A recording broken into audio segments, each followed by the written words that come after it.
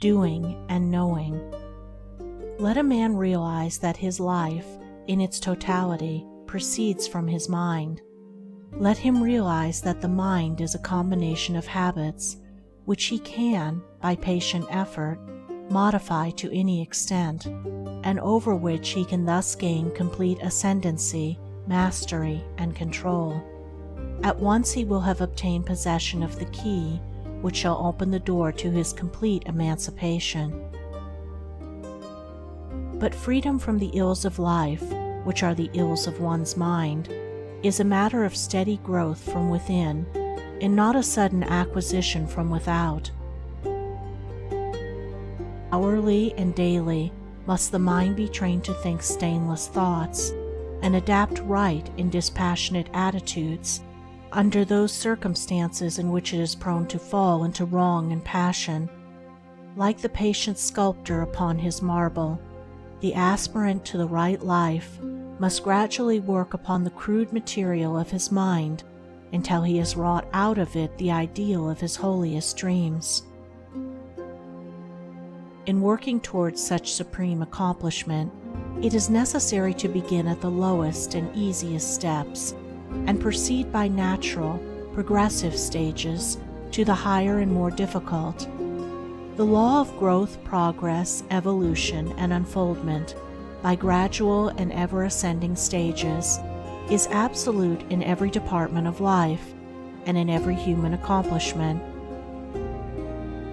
Where it is ignored, total failure will result.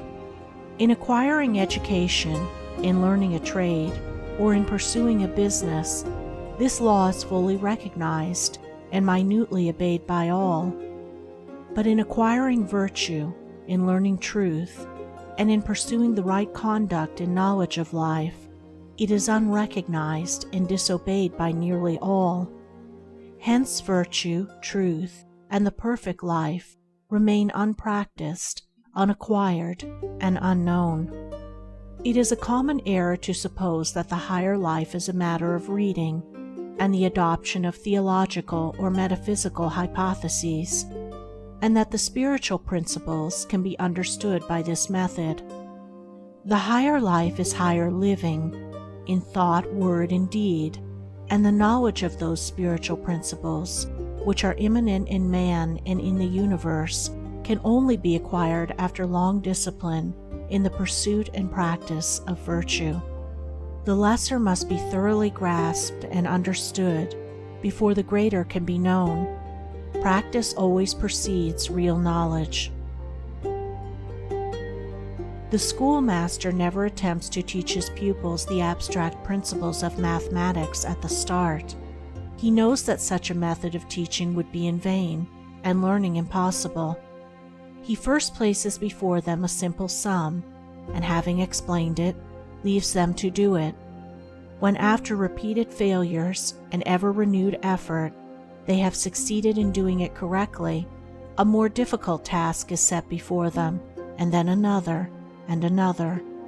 It is not until the pupils have, through many years of diligent application, mastered all the lessons in arithmetic, that he attempts to unfold to them the underlying mathematical principles.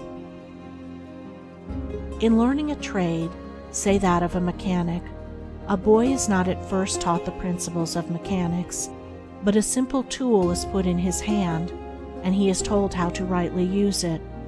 He is then left to do it by effort and practice.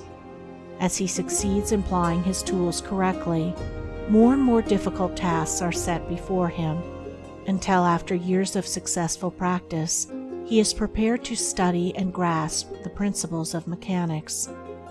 In a properly governed household, the child is first taught to be obedient and to conduct himself properly under all circumstances. The child is not even told why he must do this, but is commanded to do it.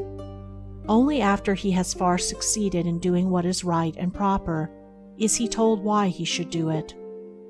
No father would attempt to teach his child the principles of ethics before extracting from him the practice of family duty and social virtue.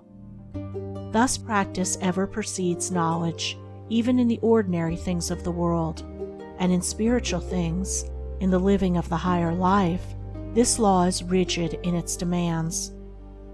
Virtue can only be known by doing, and the knowledge of truth can only be arrived at by perfecting oneself in the practice of virtue.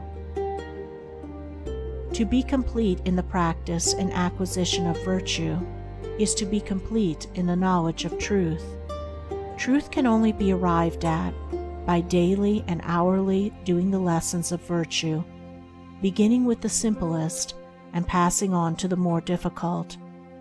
A child patiently and obediently learns his lessons at school by constantly practicing and ever exerting himself until all failures and difficulties are surmounted. Likewise does the child of truth, undaunted by failure and made stronger by difficulties, apply himself to right doing in thought and action.